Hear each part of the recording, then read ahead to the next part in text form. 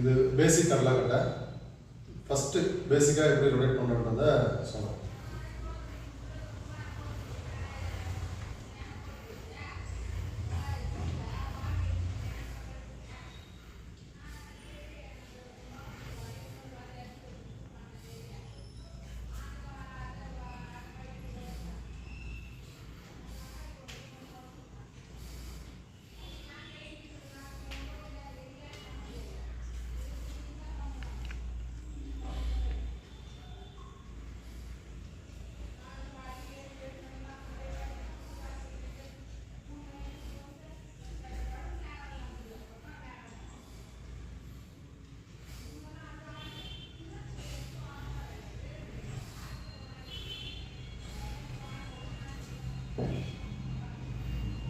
இது first rotate பண்ணுறது front reverse.